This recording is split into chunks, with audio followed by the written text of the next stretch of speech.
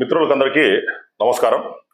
మీరు గత 3 రోజుల నుంచి ఈ డెవలప్మెంట్స్ చూస్తే తెలుగుదేశం పార్టీ రాబో ఎన్నికల్లో వైఎస్ఆర్ కాంగ్రెస్ పార్టీని అడ్డుకోవాలని ఒక కుట్రతో ఈ వాలంటీర్లను ఈ పెన్షన్ ఇవ్వకుండా అడ్డుకోవడంలో విజయం సాధించింది. తెలుగుదేశం పార్టీ ఫస్ట్ నుంచి కూడా ఈ వాలంటీర్ వ్యవస్థ మీద విషం చిమ్ముతూనే ఉంది. మన గౌరవ మాజీ ముఖ్యమంత్రి వర్యులు చంద్రబాబు నాయుడు గారు ఈ వాలంటీర్లు అంటే గోను సంచులు ఎత్తే ఉద్యోగం అని ఇంకొకసారి ఏ టైంలో అంటే ఆ టైంలో వాళ్ళు పోయి తలుపులు తడతా ఉన్నారని ఒకసారి వీళ్ళు అసలు అన్వాంటెడ్ అని చెప్పి మాట్లాడడము, మరియు పవన్ కళ్యాణ్ గారు వాళ్ళ పార్ట్నర్ ఎవరైతే ఉన్నారో పవన్ కళ్యాణ్ గారు వాళ్ళు ఈ హ్యూమన్ ట్రాఫికింగ్ లో ఈ వాలంటీర్స్ ఉన్నారని, మన రీసెంట్ గా మన కాళశ్రీ ఎమ్మెల్యే అయితే వీళ్ళంతా టెర్రరిస్టులతో కూడా పోల్చడం జరిగింది. ఈ తెలుగుదేశం పార్టీ మరియు కూటమికి సంబంధించిన పార్టీలు ఈ రోజు వాలంటీర్ల పైన ఈ రకంగా ఎందుకు విషం చిమ్ముతున్నాయి అంటే, జగన్మోహన్ రెడ్డి గారు ఏదైతే ఈ వాలంటీర్ వ్యవస్థ తీసుకొని వచ్చినాడో ఇది ప్రజల నరాల్లోకి ఇంకిపోయింది.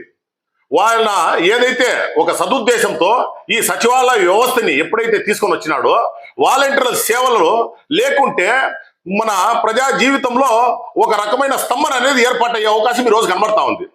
ఈరోజు 1వ తేదీ సూర్యం ఉదయించక ముందే వాలంటీర్లు పోయి ఇండ్ల దగ్గర పెన్షన్లు ఇచ్చే కార్యక్రమం మనం చూస్తా ఉన్నాం ఇన్ని రోజులు.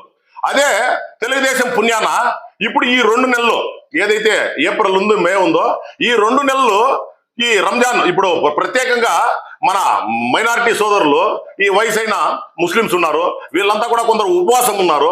ఈ ఉపవాసంలో వాళ్ళ ఇంటి దగ్గర ఈ పెన్షన్ కన్నా అందించడం చేసింటే వాళ్ళు చాలా రకంగా దాంతో సంతృప్తి చెందేవాళ్ళు. అదే ఈ తెలుగుదేశం వాళ్ళు మన అచ్చెన్నాయుడు అయితే ఏమి, చంద్రబాబు నాయుడు గారు అయితే ఏమి, లేకపోతే వాళ్ళ బినామీలో ఈ నిమ్మగడ్డ అయితే ఏమి, వీళ్ళంతా కూడా ఈ వాలంటీర్ల మీద పడి లాస్ట్కు కోర్టు నుంచి ఈ దీంతో వాలంటీర్లను భాగస్వామ్యం చేయకూడదని చెప్పి ఈరోజు వాళ్ళు విజయం సాధించినారు. అల్టిమేట్ గా ఈ ఒక తప్పుడు చర్య వల్ల ఎవరు బాధితులు అంటే, ఎవరైతే 60 ఏళ్ళు దాటి ఈ పెన్షన్ తీసుకుంటా ఉన్నారో వాళ్ళందరూ కూడా ఈ ఒక మన ఆలోచన లేని చర్య వల్ల, తెలుగుదేశం చర్య వల్ల ఈరోజు వాళ్ళందరూ కూడా అవస్థపడే పరిస్థితి మనకు కనబడతా ఉంది. ఈరోజు వాలంటీర్లు ఈ 5 సంవత్సరాలు 4 సంవత్సరాల 9 నెలలు ప్రతి నెల 1వ తేదీ తీసుకొని పోయి వాళ్ళకి పెన్షన్లు ఇచ్చినారు. అప్పుడు వైఎస్ఆర్ కాంగ్రెస్ గురించి ప్రజలకు తెలీదా, లేకపోతే జగన్మోహన్ రెడ్డి గారు చేస్తా ఉండే సంక్షేమం ఏమైనది ప్రజలకు తెలీదా? ఈ 2 నెలలు మాత్రం వీళ్ళు ఎక్కువ పెన్షన్ ఇస్తే చంద్రబాబు నాయుడు గారి లేకపోతే ఈ కూటమి గాని వచ్చిన సమస్య ఏమో మాకైతే అసలు అర్థం కావడం లేదు. ఈ రోజు ఎవరైతే అవతాతలో ఈ 60 ఏళ్ళు దాటిన వాళ్ళు పెన్షన్లు తీసుకుంటా ఉన్నారో వాళ్ళకందరికీ కూడా ఎలాంటి ఇబ్బంది కలగకుండా మా పంచాయతీ వీకోట పంచాయతీలో మా వార్డు సభ్యులు ఎంతమంది ఉన్నారో వాళ్ళకందరికీ కూడా ఎవరైతే దూరంగా ఉన్నారో వాళ్ళంతా కూడా సచివాలయ వ్యవస్థలో పోయి తీసుకొని వచ్చేదానికి వాళ్ళకి ఏర్పాట్లు చేయమని చెప్పినాము. ఎవరైనా ట్రాన్స్పోర్ట్ ఫెసిలిటీ కావాలంటే వాళ్ళ ఆటోల్లోనో లేకపోతే 2 వీలర్లోనో వాళ్ళని తరలించడానికి కూడా మా వార్డు మెంబర్లు మరియు వైఎస్ఆర్సీపీ కార్యకర్తలు అందరూ కూడా సిద్ధంగా ఉన్నారు. చంద్రబాబు నాయుడు గారు నిన్న ఎక్స్ లో ఆయన పోస్ట్ చేస్తున్నాడు. ఏమని చేస్తున్నాడంటే, సచివాలయంలో దాదాపు 1,26,000 మంది సిబ్బంది ఉన్నారని. ఇన్ని రోజులు అసలు అభివృద్ధి చెందలేదు, అసలు ఎవరికి ఉద్యోగ అవకాశాలే రాలేదని చెప్పిన చంద్రబాబు నాయుడు గారు లాస్ట్ ఆయన వాస్తవాలు ఈరోజు ఒప్పుకునే పరిస్థితి కనబడతా ఉంది.